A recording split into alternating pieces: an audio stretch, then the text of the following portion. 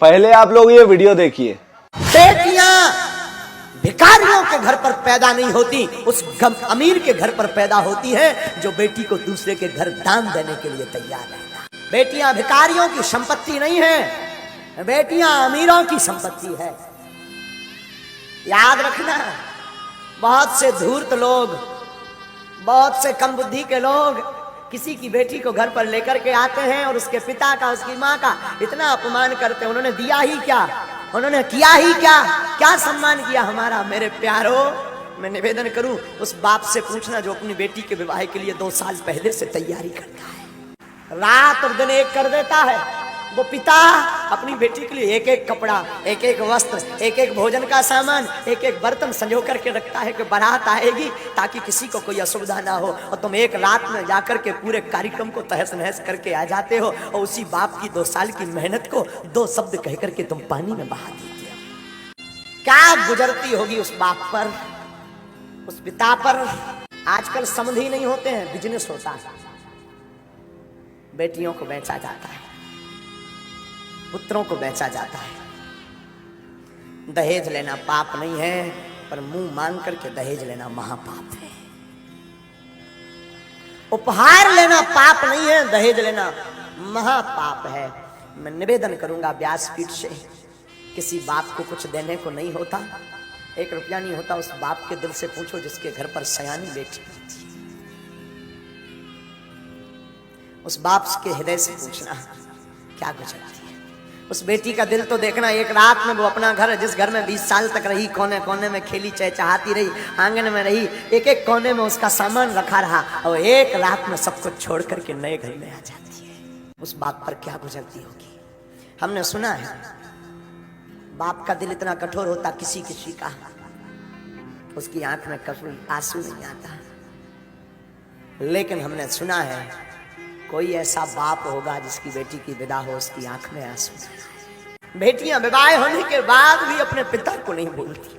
बेटियों का दिल कितना ऊंचा होता है ये तो क्या बताएं। बहनों का दिल कितना ऊंचा होता है। रक्षाबंधन का दिन हो, भाई के पास पहुंच ना पाए तो वो पड़ोस में, अंकल आप जाएंगे क्या, आप जा रहे हैं क्या, अंकल अगर जाना तो हमें बता देना। रात को ही वो सामान पूरा बना करके उसमें राखी रख करके पैक करके, अंकल हमारी माँ को दे देना, भाई को बांध दे।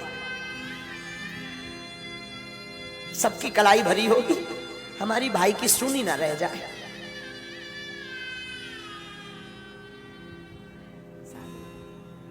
और कई बहनों का तो हमने देखा, बहुत हम बहुत नजदीक से महात्मा देखते हैं, कई बहनों का बहुत नजदीक से अनुभव करते हैं।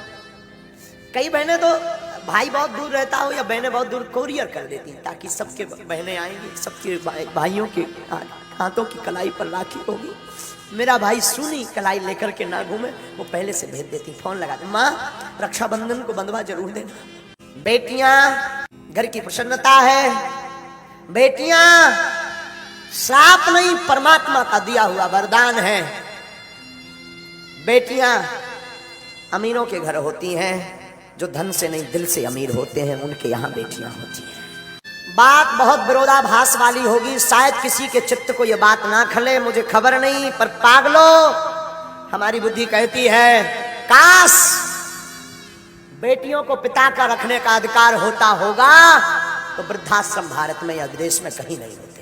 अगर बेटियों को माता पिता का रखने का अधिकार दे दिया जाए तो वृद्धाश्रम बंद हो जाएंगे।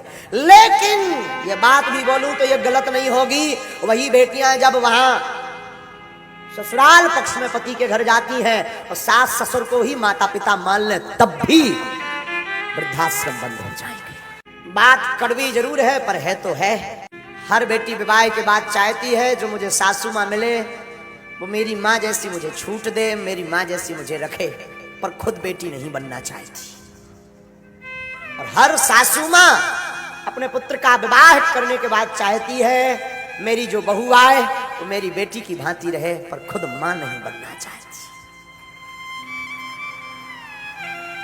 ये मोड़ खत्म हो जाए, ये रुकावट दूर हो जाए तो पागलो इस व्यासपीठ से भरे मंच से हनुमान जी के चरणों की शपथ खा करके कहते हैं घर घर नहीं, घर स्वर्ग होने लगेगी।